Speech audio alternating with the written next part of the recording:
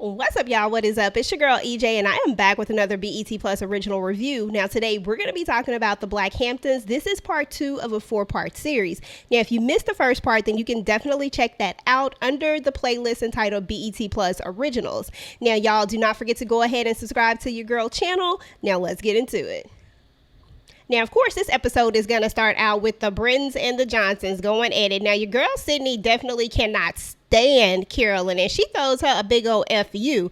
And you know your girl Carolyn had to throw her one back. Now, it does seem like this is getting pretty personal for these guys. I mean, they are taking it to a whole nother level. They are fighting over property, but they definitely have a lot of animosity towards each other. Now, meanwhile, we are going to find out that Sergeant Lane has a son, and his son is none other than your boy Peter. Now, if you don't remember, Peter is the one who is dating Tanaya. You know I messed these names up, y'all. But anyway, she's the one that's messing around with Jesse. He's also the one that punched Jesse in the stomach. He's the Golden Glove dude. So he happens to be Sergeant Lane's son. They are training, for his career. Now, Sergeant Lane is going to get called away because someone is breaking into a boat, y'all. Now, meanwhile, we are going to find out that the person that's inside of the boat is going to be none other than your boy Jesse and your girl Tanaya. They are definitely doing a little something, something. Now, meanwhile, we go back to Miss Britton, who is at the table fussing at her family like, look, y'all need to do something. Y'all need to get it together. Like, she's letting them know that, hey, this is super personal. This is no longer just a fight over property. This has nothing to do with who has the most money. This has everything to do with it being very, very personal, and everybody has to basically aim a little lower. They're going to have to do what they got to do in order to get this land. Now, meanwhile, your girl Leslie is definitely feeling the pressure, and she's going to have to go turn it up a notch on her husband, Jeffrey, if she wants to get on her Aunt Carolyn's good graces. Now, your girl, Sydney, does happen to have a sister. Now, we are going to meet the sister here. Her name is Karen. Now, I think in the first episode, she calls and she asks her for money, but she actually is going to show up at this point, and she's going to want to stay there. Now, you're going to notice immediately that Anthony is not feeling this. He does not want anything to do with the sister. Now, we are going to find out in a later episode as to what happened and why he's not feeling her so much. So anyway, back at the boat, the sergeant arrives and Vanessa's like, hey, people have been breaking into our boat, yada, yada, yada. And so he's going to go in there only to find that Jesse and Tanaya, whatever her name is, y'all just correct me down in the comments because y'all know I be messing this up, are actually in the boat, and they are the ones that quote unquote broke into the boat. So I know this has to be awkward as hell to get caught by your boyfriend's father and then your sneaky link's mom. Ugh, I can't even imagine. So anyway, Sergeant Lane is going to take Tanaya home, and of course, Jesse and his mom are going to have a little talk. Now, meanwhile, your girl Vanessa has decided to go ahead and take Carolyn up on her offer, and she's making her move on to your boy Anthony. Now, she's going to act like she's hurt, and she's going to get him to take her home. Now, while they're on the way home, she's going to talk about, Wyclef John, because she's going to notice that he has the shirt on. Now, Wyclef just happens to be a personal friend of hers, so it kind of all just works out. Now, she talks about having tickets, and of course, since this is the last show, she's like, hey, you don't have tickets? And he's like, no, I couldn't get tickets. And she's like, well, I have an extra one if you want to go. Now, typically, he's not the type that goes anywhere without his wife, but he's like, you know what? This is Wyclef. This is the last show for a long time, so I got to do it. So he accepts her offer. Now, y'all, if you are liking the Black Hamptons, if you're enjoying this limited series and you want to see more of it, then definitely go ahead and hit that like button, because your girl is kind of impressed so far with this particular miniseries, and I would actually want to see, does this story go any further? I'm not a person who reads Carl Weber's books, but I think I need to start reading them because it seems like he has some good, interesting stories going on. So anyway, y'all, your boy Malcolm is there waiting for Vanessa when she gets home. And he's like, who was that? And, they have this little thing that, don't ask, I won't tell you no lies. And she hits him with that. Sounds like some mess that he made up, because this sounds like only something a guy would say to get out of answering, questions. But hey, I'm here for it. So anyway, it turns out these two are actually still sleeping together. It's part of their agreement that every month, not only does he pay her alimony, but he also comes and makes a monthly deposit in that, you know what I'm saying?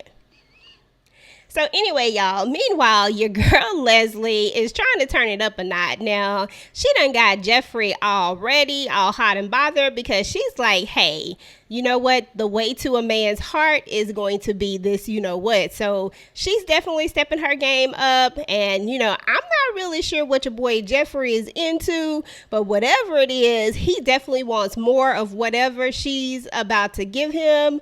But the only problem is that she's like, hey, you got to do this for me. But unfortunately, this isn't something that he can do. He's like, this is his client. It's up to his client. And she's like, well, then it looks like you're going to be sleeping on the sofa. So old Jeffrey had to go sleep on the sofa, and now he is definitely in the doghouse. I mean, this has to be a stupid position to be in, because you're a lawyer and you're trying to do what's best for your client, but then you have your wife's family who wants this land, and it's just crazy. I kind of feel bad for the boy Jeffrey, but anywho. Meanwhile, we are going to get a little more background on Malcolm and Vanessa. Seems like Vanessa is definitely still in love with Malcolm. I'm not really sure at this point. We don't know what happened in their relationship.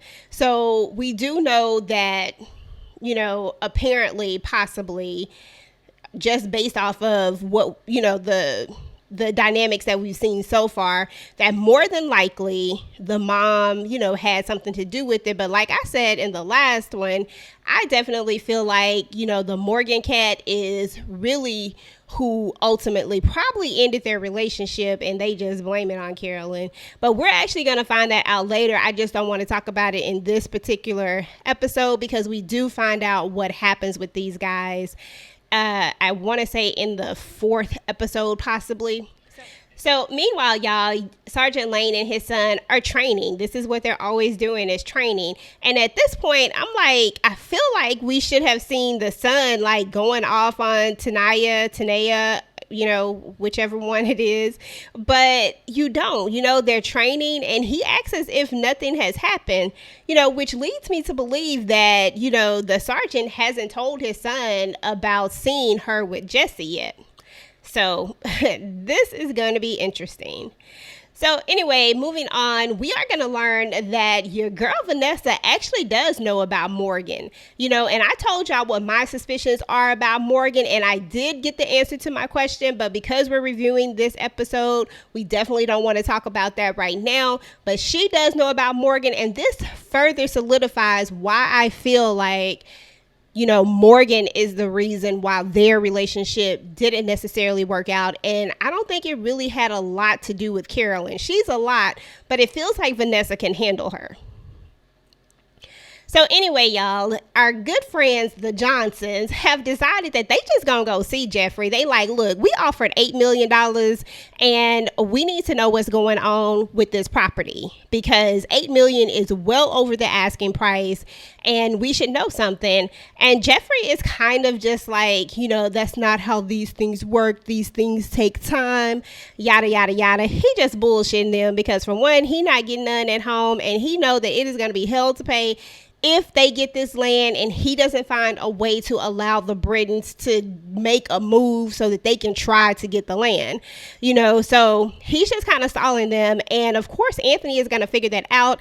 And Anthony, being the type of businessman that he is like, look, I'm just going to find another way around this, because it feels like I need to just talk to Everett himself. Like, I need to skip this middleman BS and go straight to Everett. So of course, your local friendly neighborly Mr. Chauncey, Reverend Chauncey is walking, and Anthony comes up with the bright idea to go talk to, Pastor Chauncey so that he can get a sit down with Everett.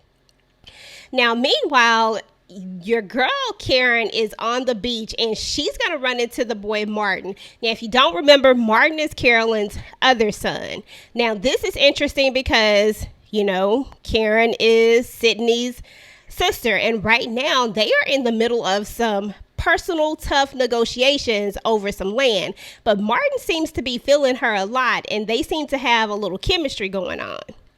So anyway, your boy Anthony pulls off the barbecue of the century is what I'll call it, because this was like, a big FU to the Brittons. Like, he went all the way around them and found Everett Simpson so that he can make his offer himself by simply throwing a barbecue.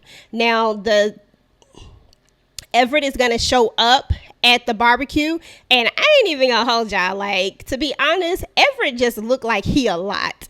Everett looks like he is definitely in it for the money, and I can't wait to talk about this whole Everett situation once we get into I want to say maybe the 4th episode, but I knew from the moment that I looked at Everett that he was definitely going to be, somebody. He was just going to be a lot. Let's just say it like that. So anyway, they make their introductions and, he just lets him know, like, hey, what's going on? We made you an $8 million offer. That's well over the asking price for the property. And Everett is like, hey, I didn't even know about this offer. And so, of course, Everett, being about the money, is definitely ready to go ahead and accept this offer. So in all actuality, it looks like the Johnsons have definitely won this land. But have they? So anyway, your girl Karen is having dinner with Martin and she seems to be falling for him. Now, I don't know if she's falling for him or for his money, because I really can't tell.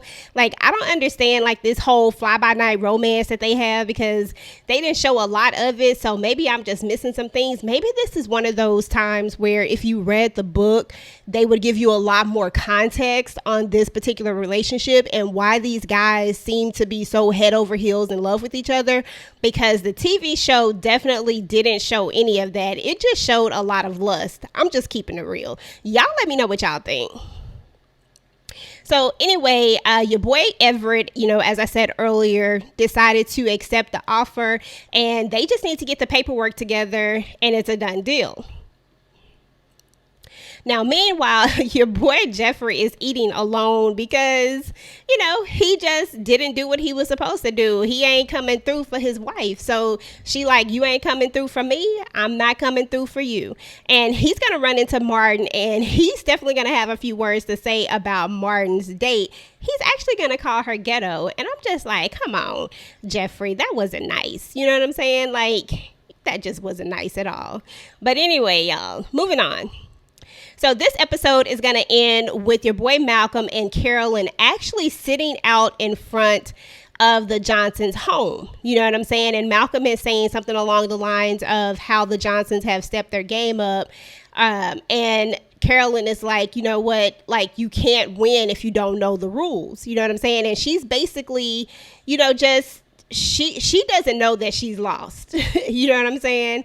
And at the end of the day, this is just a battle over who's going to outsmart who and who's willing to go the furthest in order to get this land, y'all. Okay, y'all. So that's what's up with episode 2 of the Black Hamptons. Let me know what y'all thought about episode 2. And if you haven't already watched it, are you going to continue watching it until episode 3 and 4? Anyway, go ahead and leave your comments down in the comment section. And until next time, guys, peace.